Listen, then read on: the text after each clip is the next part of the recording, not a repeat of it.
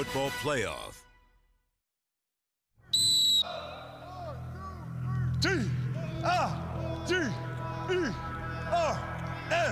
Target. We got room in here now. We got room for another banner over there. That's what we're working for. All right, this is just the next step, though, right? We've not played our best game yet, but it's coming. Together, you guys got a chance to do something special. Everybody wants to win on game day. To win on game day, we got to win right here, right now. Everybody got me? Got to get this money, you hear me? It's either you getting better or you getting worse, no in between. All you want in sports is a shot. All right, huddle. And if you're on the outside and you are the underdog, if you are Rocky going in against Apollo Creed, you just want a shot to do it. All of those teams that were strong believed they could win. Okay. Now they get a chance to prove it. With the odds stacked against them, 4 underdogs left their campuses and traveled to someone else's home for the first weekend of the college football playoff. Home is not just where your heart is, it's where your fans are. Where your players make indelible memories. The energy, the electricity, it is palpable, and it just feels different. And where your traditions live on. It's probably going to be as good of an environment as one can imagine. For the first time, the college football playoff took place at the one place you want to go for the holidays, home. You've got the home crowd on your side. It's absolutely crazy to think about what those environments are like. A change that made this one of the most anticipated weekends in college playoff history. Win and you advance, lose and you go home. I'm not going home tonight, man. 4 historic venues hosted postseason games. Ready to get the college football playoff started. Gentlemen, welcome to the first round of the college football playoffs. And brought the playoffs home.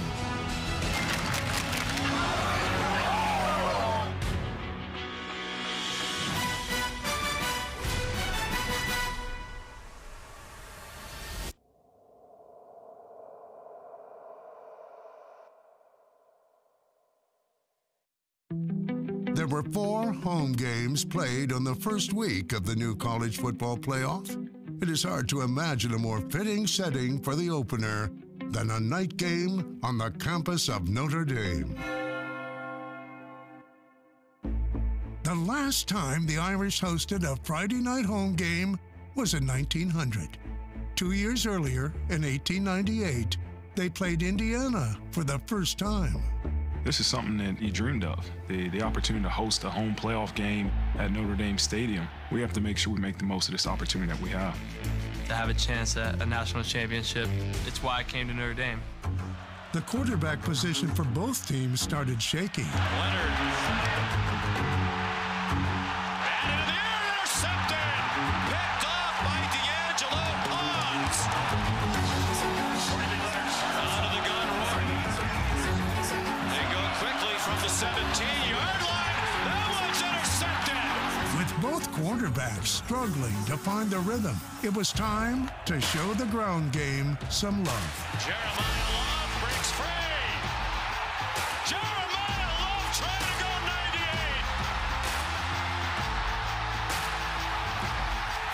Touchdown! First touchdown of the 12-team playoff. In the biggest game of his career, Riley Leonard delivered. Great feel for the rush. Stepped up, fires! Faison down to the goal line. Leonard finished with 201 yards passing. His longest throw of the day set up his record-setting 15th rushing touchdown, the most ever by an Irish quarterback. And the Irish are on to the quarterfinals and the Sugar Bowl. And a date with the Georgia Bulldogs on New Year's Day.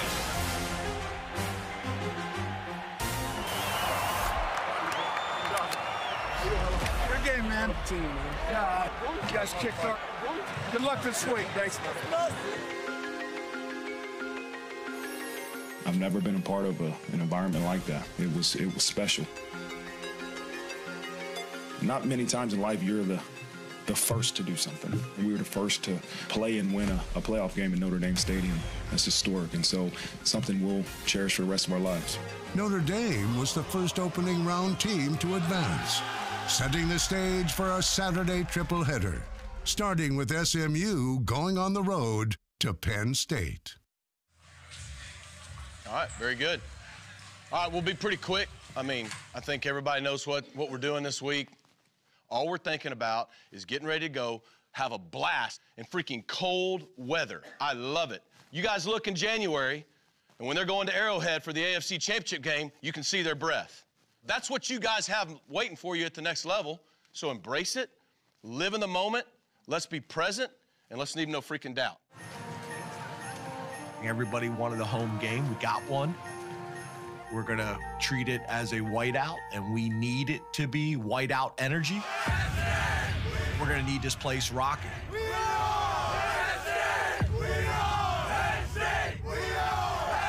It's a playoff game at home, the first time it's ever happened in college football, so it's going to be, a surreal feeling and a surreal environment. This is awesome. Never been here. Always. Yeah. You've done a heck of a job, you team. My goodness. Y'all got some dudes. Y'all got some dudes. Hey, listen up. Let's embrace this moment for the next 3 or 4 hours. Let's be locked in. Let's be focused. Remember, it's our 11 versus their 11 every single snap. There just happens to be 106,000 witnesses in attendance. 106,000 Nittany Lions made certain their roar was felt from the start. SMU took its first drive deep into Penn State territory, threatening to silence the crowd.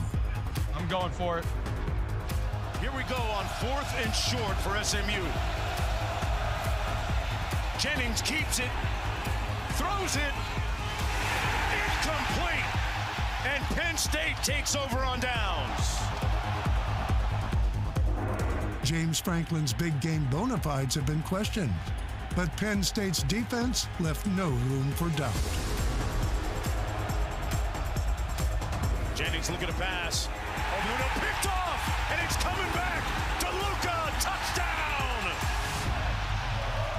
It's exactly what Coach Lashley said they couldn't afford to happen. We have a distinct home field advantage, and that place be rocking. The noise, the intensity, the feeling, make it difficult for them to communicate in a style of offense where they'd like to go fast and communicate at the line of scrimmage. So we have the ability to make an impact on that. Every single time, guys, that Kevin Jennings, the SMU quarterback, puts his hands over his ears, all it does is cue this Nittany Lion crowd. He's got to be careful with his hands, because the moment he shows he can't hear, it gets louder and louder. And he's used to a home stadium that seats 32,000 fans in Dallas. You could take 3 Gerald Ford stadiums and sit him here in Beaver Stadium. Jennings on the move, throws another pick. Intercepted. Rojas still on his feet. Rojas rolling. Touchdown, Penn State.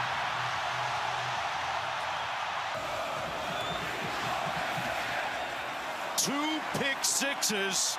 If you're SMU, the defense is playing well enough to keep you in this game.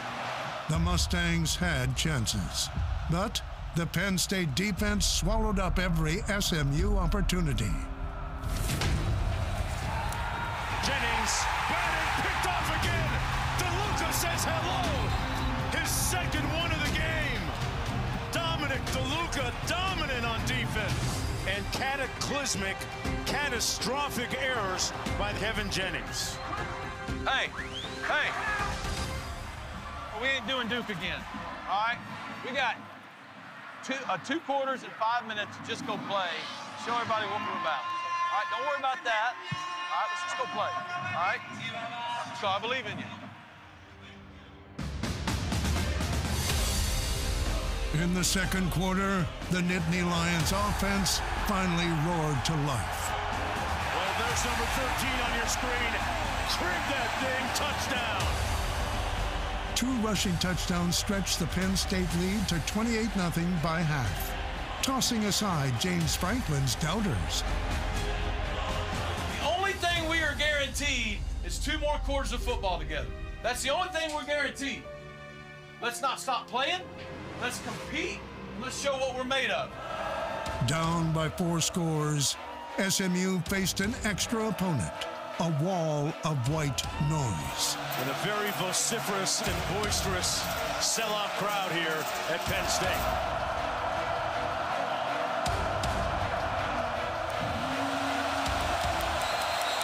And we're going to have a little bit of movement. It was a day to forget for SMU's quarterback, Kevin Jennings, but he kept fighting. Got a man! Touchdown, SMU! Hey, you did right. You did right. It's been that kind of day. Hang in there. Penn State is going to win 38-10 as they vanquish SMU. Disappointed for our team. We don't get to keep playing. Penn State deserves a ton of credit. I mean, that's going to be a hard out for Boise and whoever else gets to play them. The 6-seeded Nittany Lions next travel to the Fiesta Bowl, where they'll meet 3rd-seeded Boise State for a duel in the desert. A lot of college coaches I saw this week talking about this is a 4-game season. It's not. We're in a 1-game season, and we just extended our season 1 more game, 65 more plays, and we don't take that for granted. Saturday's second game of the day was 36 degrees warmer than the first. It was a comfortable environment for Clemson quarterback Cade Klubnik, who went to high school 7 miles away from Darrell K. Royal Stadium. Cade Klubnik, one of the most improved players in the country. He's the key to this game for Clemson. Klubnik won back-to-back state titles at Westlake, including one in 2020, when he beat current Longhorn quarterback Quinn Ewers. There it is, touchdown! And it was a perfect pass by Klubnik.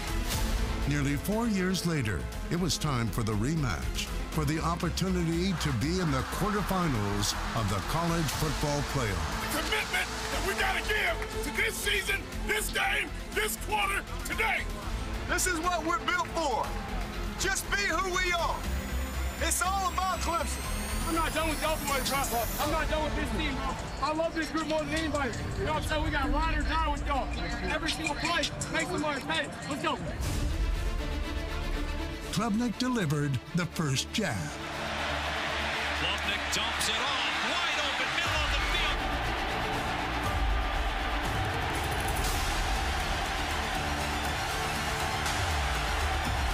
Touchdown! I'll tell you what, easy money right there. 7-0 Clemson with 8:14 to go here first quarter.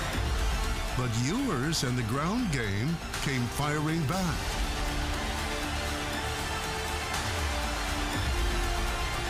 Handoff, Weisner pushes for it to the goal line. Weisner, touchdown Texas.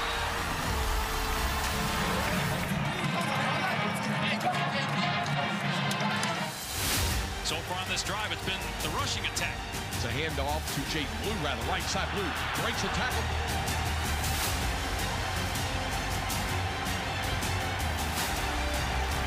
Purdy turns down the sidelines. Say goodnight to this one. Jake Blue. Driving the Jets into the end zone. Touchdown. Jake Blue into the end zone. Touchdown. 2 possessions, 2 touchdowns for the Horns after yielding a touchdown to Clemson. But the handoffs to the right side, Weisner, forget about it. Touchdown, Texas. 16 yards to the house. How about this Texas offense today? Longhorns 3 possessions, 3 touchdowns, and now a 2-score lead.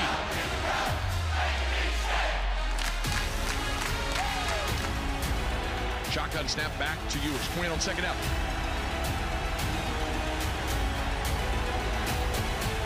Ewers to throw again, firing into the end zone. Ewers, a laser over the top to Gunnar Helm for a touchdown. In the second half, Klubnik stormed to a comeback. Klubnik takes a shotgun snap, Takes it to Williams, looks down the seam, throws it, got a man open. Jarvis Green, touchdown. How about that? Jarvis Green out of the backfield. A huge score for the Tigers. Clemson not done yet. Klubnik takes a shotgun snap, back to throw, looking, rolling right side. Klubnik fires, it's a wide open. TJ Moore, touchdown Clemson. How did Texas lose him? Klubnik with 3 passing touchdowns. Back in his hometown.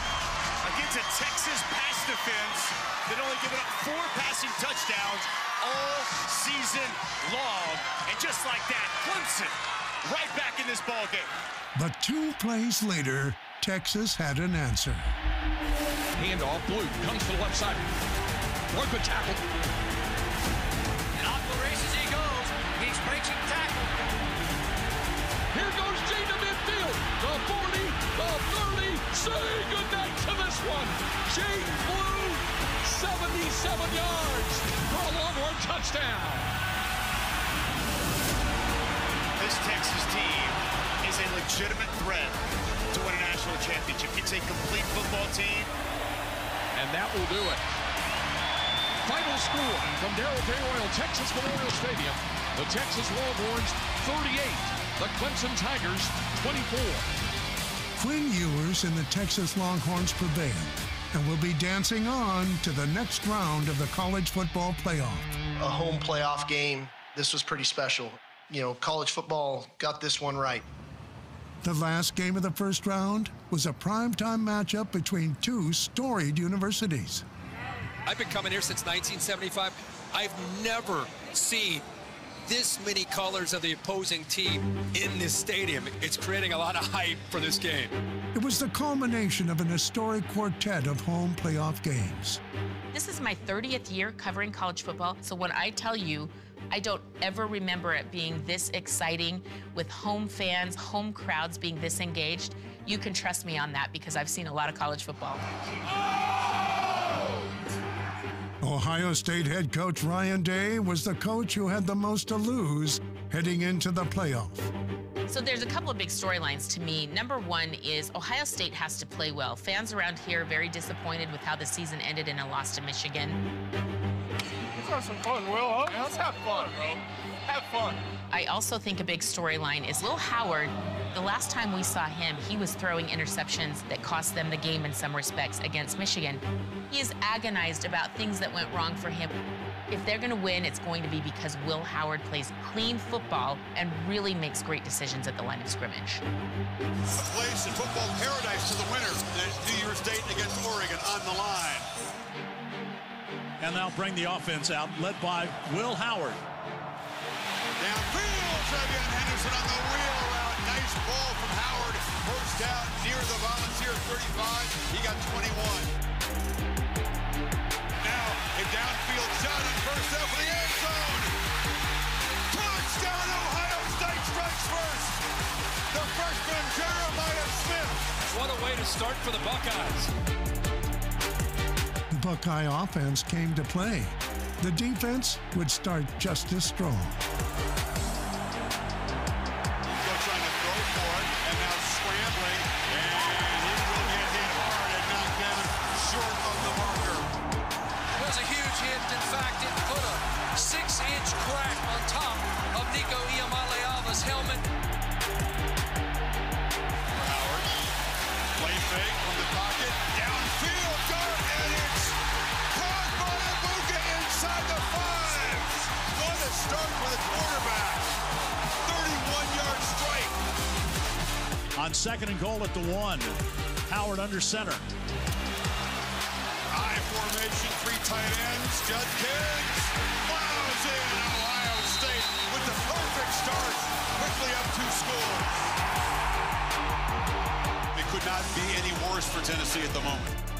Howard going to try his tailback. There's a little seam to the right side of the 20. Henderson, touchdown Ohio State. They're 3 for 3. The Buckeyes had broken the game wide open and were looking for more. Howard, 14 of 17, approaching 200 yards. Looking to throw again, right down the middle. Battle for the ball. It's batted and intercepted. Off the pick. That was Will Brooks. The interception opened the door for Tennessee to make a game out of it, and the Volunteers walked right through it. 2nd and goal at the 2. Nico out of the shotgun. Nico gets the snap, quarterback run to the right, cuts it up, and he's in the end zone for a Tennessee touchdown. It was 21-zip for Ryan Day's Buckeyes. Now it's an 11-point game. Holly? Well, Coach Day, you wanted to get off to a fast start. What was the key to that for you, particularly the first shot to Jeremiah Smith? Well, yeah, I thought early on we got in a good rhythm throwing the ball. Defense got some good stops. You know, they just kind of took it down the field right there, so they got the ball to start the second half. We have to come out and get a good stop and win the first 4 minutes. Ball nation, baby, we coming back. Ryan Day's team left no doubt in the second half. Touchdown end zone. Jeremiah Smith, his second tonight. Sensational playoff debut for this freshman. Oh my God!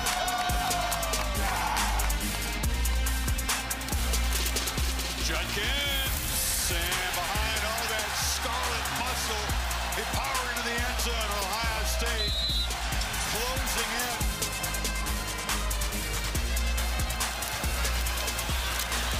Anderson breaks free. House call for Ohio State. 24 yards as the Buckeyes can begin planning for Pasadena and a rematch with the Ducks. And let's get the reaction of Ryan Day from Holly. We met with 5 of your seniors yesterday, and they said they were playing for the opportunity to put the jersey on one more time. How does that make you feel as a coach, that these players love you, love this program and what you're building? Well, these are great guys. They really are. And, you know, we got a lot of football ahead of us, you know, and we want to keep this team together. It's a great group. We're going to enjoy this for about 24 hours, and it's going to be on to Oregon. As we move forward, I think about the Rose Bowl. Oregon's sitting at home. They're the #1 overall seed. This is going to make for one of the best Rose Bowls we've ever seen in history. The quarterfinal matchups are set. Notre Dame plays Georgia in the Sugar Bowl.